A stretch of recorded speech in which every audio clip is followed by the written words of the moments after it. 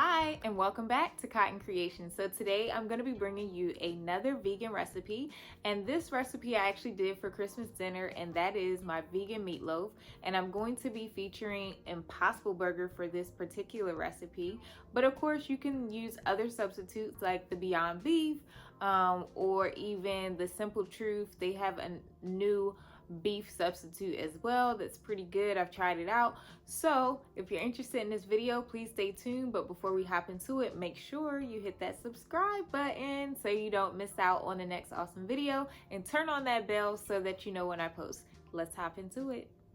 So today's recipe is super easy. You're going to actually put everything in one bowl, and I'm going to be using the Impossible Burger today, but feel free to use any vegan beef substitute like Beyond Burger, Whole Foods, Trader Joe's has a version. There's so many on the market.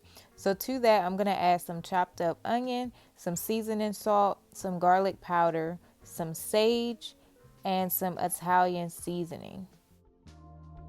And I'm also going to add some black pepper. Now we're going to add some ketchup, some mustard, some Worcestershire sauce. Hopefully I'm saying that right. And make sure that that is vegan, as well as some breadcrumbs and some just egg as the egg substitute. And we're also going to add in some almond milk, but feel free to use whatever plant-based milk you like. And then I'm just going to mix it all together until everything is nice and incorporated, and everything is nice and well mixed through. I prefer to use a glove just because I hate having, the stuff on my hands. But, you don't have to, but I just prefer to do it that way just to keep my hands clean throughout the process. Don't judge me. Anyway, once it's nice and well mixed together, you want to go ahead and spray your pan with some cooking spray. And then you want to go ahead and transfer your meatloaf into your pan. And you just want to go ahead and shape it into a loaf. This recipe also works really great as meatballs. I did this for my vegan dining experience in LA back in February, and it was such a hit as meatballs. So now what we're going to do is work on our glaze.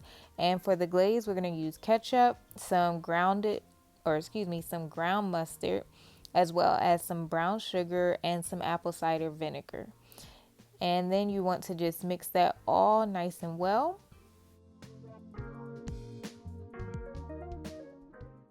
So once your meatloaf has cooked in the oven for about 25 to 30 minutes, you want to go ahead and pull it out and add your ketchup glaze to it. And be sure to get the edges and the sides as well. It's totally up to you how much glaze you want to put on it. I'm telling you, this glaze with this meatloaf is amazing, and you're probably going to want more than less. But like I said, it's totally up to you how much you want to add or not. But I added all of my glaze. Once all your glaze is on your meatloaf, you want to pop it back in the oven for about 15 to 20 minutes. And then once it's done, you'll take it out and you'll want to let it cool for a bit before you actually cut it. I put one into a meatball so you guys could see how the inside looks. So that's how it looks.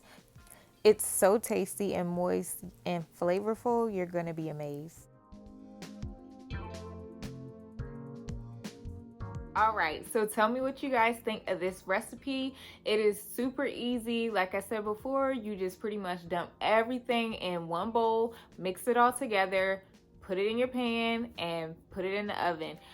So super easy, but when I say very tasty and flavorful, my friend Alan, who's been featured on my channel several times, and the most recent video that we did was the Nugs chicken nugget review. I'll link that right up here if you missed that. But anyway, he absolutely loves this recipe. So much so that when his mom came to visit LA last month, he was like, you have to make this for her.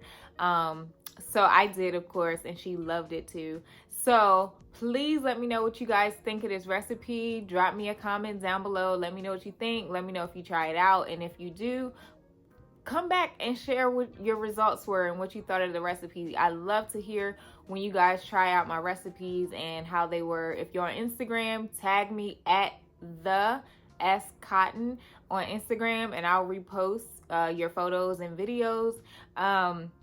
But yeah, as always, I will put the recipe in the description box down below so you guys can print it out or download it and save it.